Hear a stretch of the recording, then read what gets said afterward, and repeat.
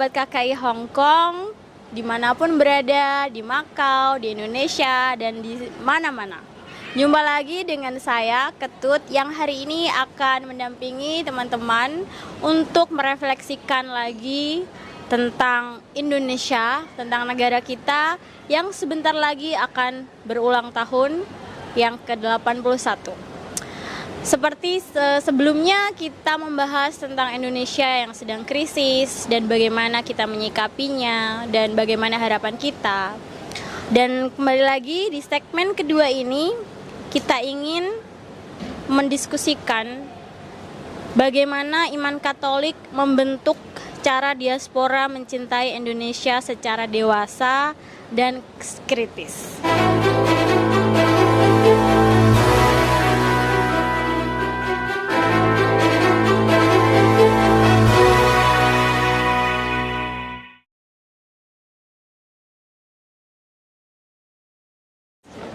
Dan untuk itu di samping saya sudah ada Kak Heni, Ketua KKIHK, dan juga Ibu Prapti, Bendahara yang lama bertugas ya Bu ya.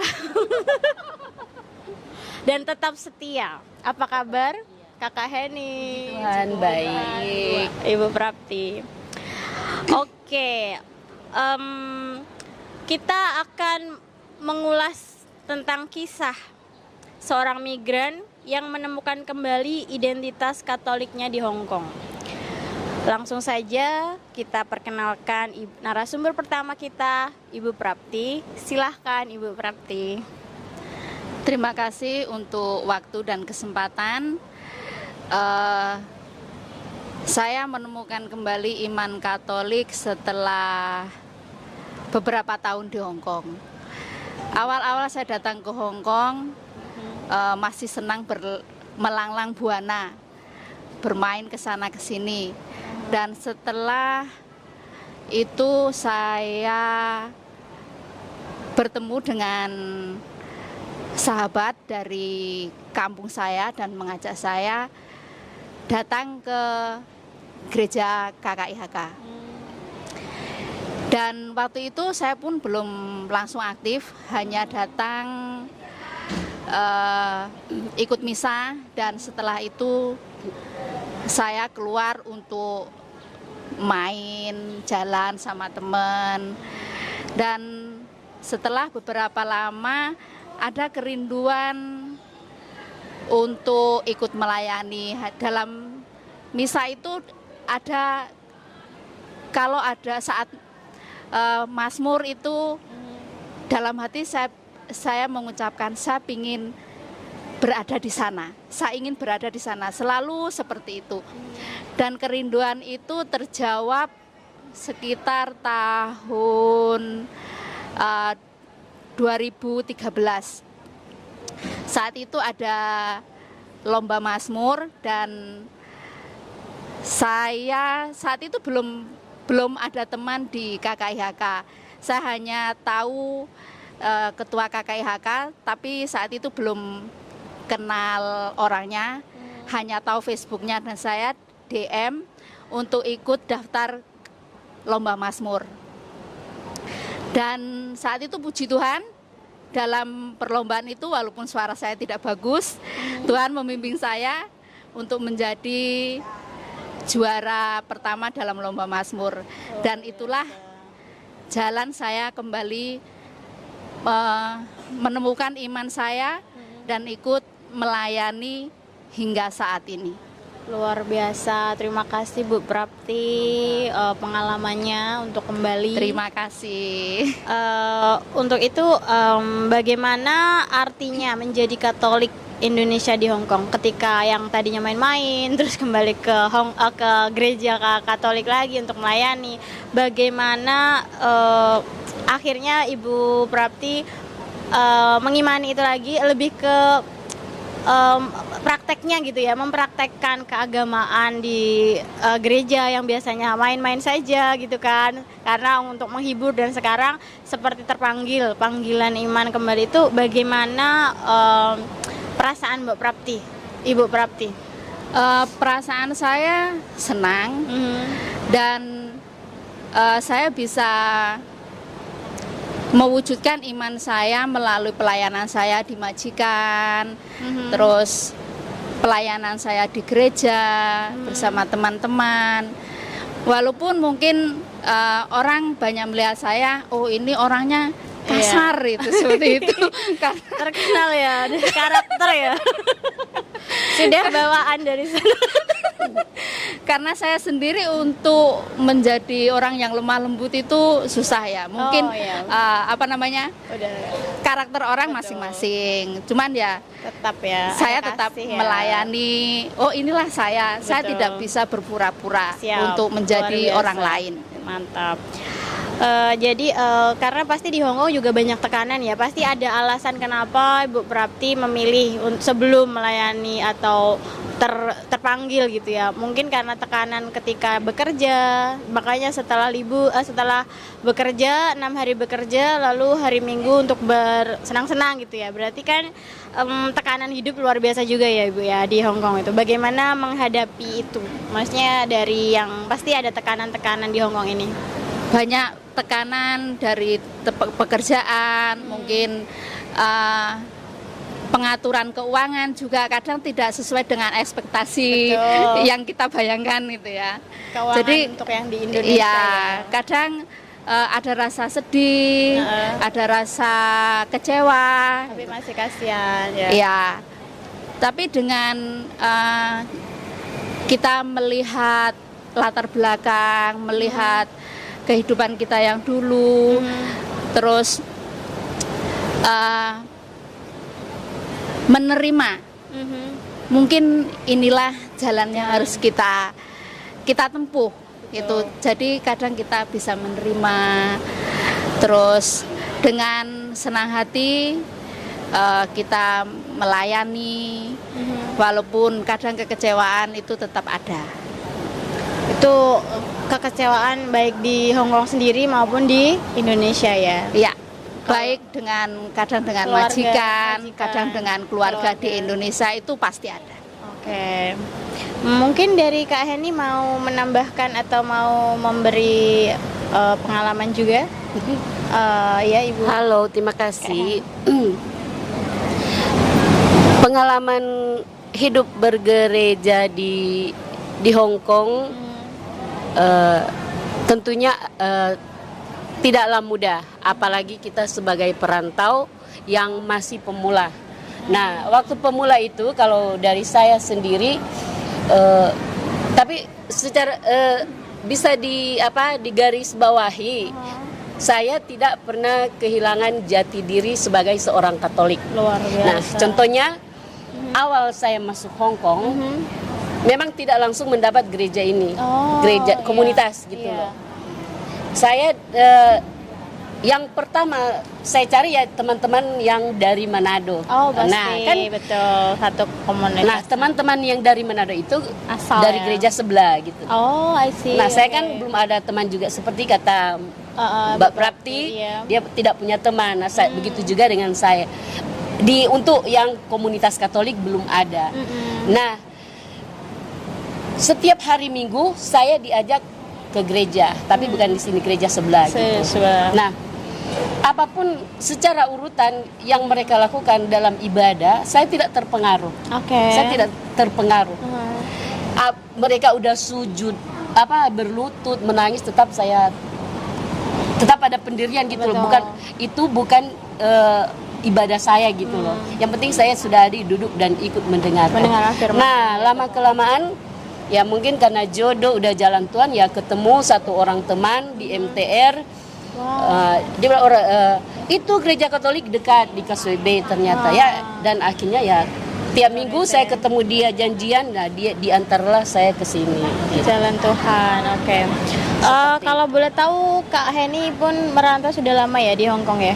Meninggalkan Indonesia udah berapa lama? Saya merantau kurang lebih berapa tahun ya? 13 tahun lah. 13-14 tahun. Seperti itu. Bukan waktu yang singkat ya. Iya, bukan waktu yang singkat tapi ya begitulah.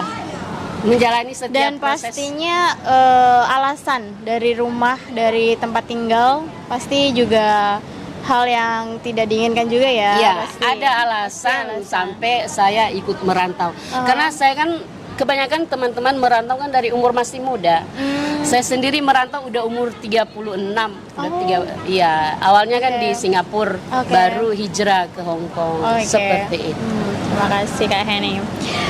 Oke, jadi pengalaman Bu Prapti dan Kak Heni merantau ke Hong Kong karena bukan ingin bersenang-senang, tapi memang perekonomian kami, tuntutan, masalah finansial seperti itu. Dan waktu masuk ke Hong Kong pun untuk mencari lagi di mana komunitas yang sesuai itu juga tidak mudah. Perjuangan juga dan tidak langsung dapat gitu ya, langsung gitu nggak bisa, tapi juga kalau perjalanan ada niat, harus terus mencari. Betul, luar biasa. Lalu dari iman yang terus kakak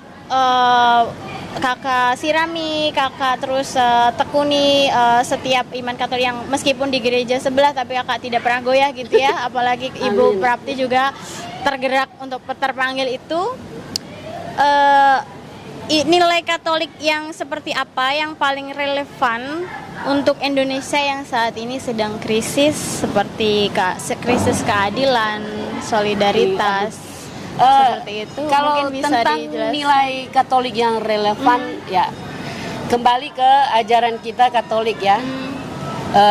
Ajaran Kristen lainnya juga tentunya berdasarkan ajaran Kristus, yaitu cinta kasih. Betul. Seperti itu.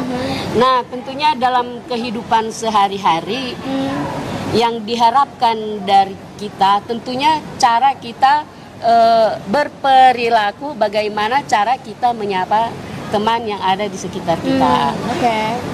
Seperti itu. Nah, ketika kalau dalam menghadapi kita akan menjelang 17 Agustus ini, bagaimana mungkin kita prihatin ya situasi Indonesia saat ini. Tentunya sebagai perantau dan pekerja Indonesia, iya memang ikut prihatin atas apa yang terjadi sekarang di Indonesia. Tapi yang pasti kita berharap di Indonesia sendiri, rakyat atau umat di sana semakin bergandengan tangan gitu, berpikiran berpikiran tentunya bersatu untuk Indonesia ke depan gitu. Nah, begitu juga kita yang di rantau ini tentunya pingin semua bergandengan tangan bersatu. Nah, dengan apa yang akan kita buat, kita buat di sini selama kita di perantauan selaku bangsa Indonesia, bangsa Indonesia sendiri, iya kan. Nah, apa yang harus kita lakukan sekarang, yaitu tentu dengan tidak menghilangkan nilai-nilai keindonesiaan. Nilai-nilai keindonesiaan seperti gotong royong. Iya, gotong royong seperti itu. Toleransi kita yang negara berbineka ya. Bineka Apalagi Tunggal seperti Ika, itu, negara Bineka Tunggal Ika. Iya. Harusnya kita makin modern ini, apalagi kita sudah berada di luar, udah merasakan nih pengalaman luar negeri yang seperti apa. Pikiran kita pun makin maju ya, makin tidak hanya berkutat di area-area yang biasanya terjadi gitu ya, yang membuat ketegangan gitu antara yang beda gitu. Dan kita pun membuka mata pikiran kita untuk terbuka untuk melihat betapa toleransi itu harus dipupuk lagi ya, meskipun kita masih di rantau gitu. Terima kasih. Dan untuk selanjutnya, bagaimana mungkin secara umum ya ini ya, bagaimana komunitas KKIHK menjadi ruang pembentukan iman dan kebangsaan itu sendiri? Mungkin dari Bu Prapti dulu mungkin. Kalau dari saya, iman KKI menjadi ruang pembentukan iman kita. Kita sebagai bangsa Indonesia tetap membawa budaya kita. Contohnya saat di komunitas kita minggu ketiga kita terapkan Hari budaya, Minggu Minggu budaya. Budaya. Luar biasa itu. Nah, kita disarankan untuk teman-teman dari berbagai suku memakai pakaian Budaya adat masing-masing. dari daerah masing-masing. Betul, luar biasa. Dan setiap 17 Agustus Mhm. kita tetap merayakan Hari Kemerdekaan Indonesia. Kita mengadakan kegiatan Lomba-lomba seperti lomba-lomba Iya. untuk ikut memeriahkan. Seperti Seperti itu. tahun lalu juga dan tahun-tahun sebelumnya juga ketika misa kita memasukkan itu ya lagu-lagu kebangsaan Lagu-lagu juga. kebangsaan. Kita menyanyikan Indonesia Raya juga ya. Dan kami pun masih terasa itu tahun lalu itu ketika ada kita misa dengan sekaligus merayakan kemerdekaan meskipun tidak hari hanya ya Bu ya. Ya, betul. Tidak karena kita liburnya hari Minggu. Ya. Jadi kita sebisanya, tapi tetap perasaan kita, hati kita merasa tetap terikat dengan Indonesia itu sendiri, dengan tidak menghilangkan kebudayaan kita, dengan tidak menghilangkan Indonesia merah putih kita. Kita yang kalau tidak ada baju adat kita dibolehkan pakai merah putih gitu ya. Ya, betul. Jadi terasa sekali kayak wah berasa di Indonesia. Dan juga ketika kita tahun lalu ada lomba-lomba dan setiap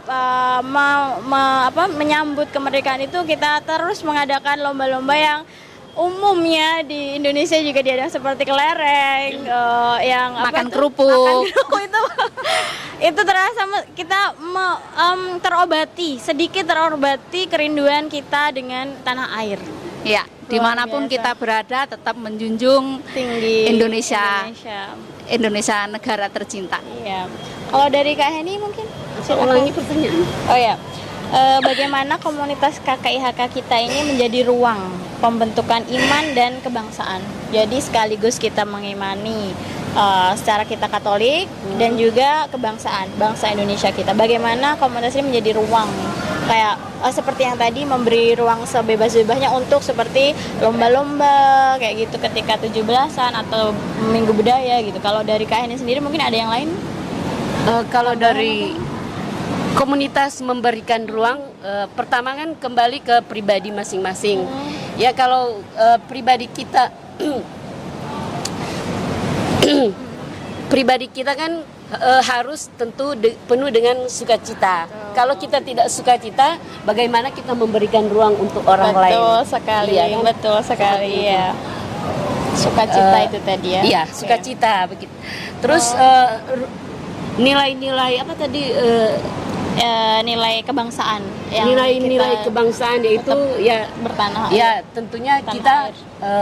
Cinta dengan tanah air. dengan membuat semacam kegiatan agar tetap ingat ya. Nah iya Untuk yang tentunya tidak lepas Iya. dari budaya Indonesia Indonesia. sendiri seperti itu. yang jelas meskipun kita tidak menutup mata apa yang terjadi saat ini, tapi kita selalu memiliki kita mencari sisi positifnya bahwa Indonesia tuh masih terus akan ada terpatri di hati kita kerinduan yang membuat kita rindu itu tadi yang seperti ketika kemerdekaan, ketika upacara kemerdekaan dan lomba-lombanya dan kegiatan untuk memeriahkan hari kemerdekaan gitu.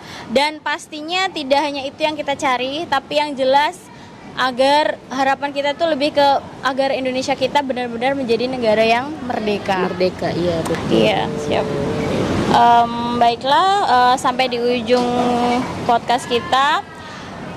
Kebangsaan sebagai bagian dari spiritualitas Katolik, kita mencintai bangsa kita jelas karena kita lahir di tanah air kita yaitu Indonesia, dan kita tidak terlalu fanatik dengan politik saat ini.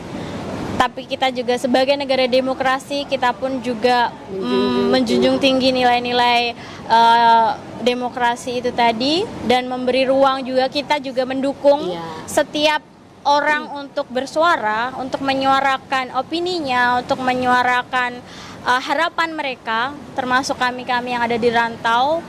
Kami sangat berharap semoga Indonesia makin kesini makin berkembang, makin maju, makin lebih damai, lebih tahu bertoleransi itu tadi, dan lebih transparansinya tadi juga. Dan untuk penutup kali ini kita iya kita hanya menginginkan ajakan kita tuh seperti kayak gini. Meskipun kita kecil ya, anak rantau tuh lebih ke yang paling kecil mungkin ya, yang paling besar ada di Indonesia dan sebagai anak rantau kita diharapkan untuk bisa menjadi garam dan terang untuk Indonesia Peduli. dan untuk komunitas kita. Dan mungkin Kak Heni mau menambahkan sebagai wujud garam dan terang. Wujud garam dan terang ya itu tentunya kita tetap memberikan ruang intinya kepedulian sosial untuk teman-teman yang merasa terpinggirkan, merasa tidak diperhatikan. Dan juga nilai relevan kita sebagai orang Katolik yaitu kita tetap berdoa, tetap menjunjung tinggi doa. Jangan cuma doa tetapi dengan tindakan yang nyata. Iya, mungkin beberapa mau ditambahkan. Silahkan, tidak apa-apa. Ya, kita sebagai umat Katolik supaya bisa menjadi garam dan terang ya dengan bersama-sama umat yang lain, tidak pandang bulu dengan kita sesama Katolik, tetap berjuang dan mencintai Indonesia. Luar biasa, terima kasih. Oh ya, silahkan mungkin. Dan sebagai umat Katolik Indonesia yang berada di Hong Kong khususnya, kita dipanggil untuk menjadi pembawa damai di tengah masyarakat yang beragam. Kita dipanggil untuk menunjukkan bahwa iman kepada Kristus melahirkan sikap yang toleran, rendah hati, jujur, dan tentunya penuh kasih. Luar biasa, amin. Terima kasih Kak Heni Sama-sama. dan Bu Prapti. Demikian teman-teman hasil diskusi kita, hasil refleksi kita menjelang Hari Ulang Tahun Kemerdekaan Negara kita Republik Indonesia yang ke-81. Harapan kita dan segala sesuatu yang untuk kebaikan Indonesia kami unjukkan kepada Tuhan, kepada Allah Bapa kita di surga. Dan terima kasih telah menonton, telah menyaksikan. Sekiranya semua refleksi hari ini bermanfaat bagi teman-teman. Amin. Secara pribadi dan untuk komunitas dan untuk semua kalangan. Sampai jumpa di segmen berikutnya. Salam satu hati. Salam satu hati.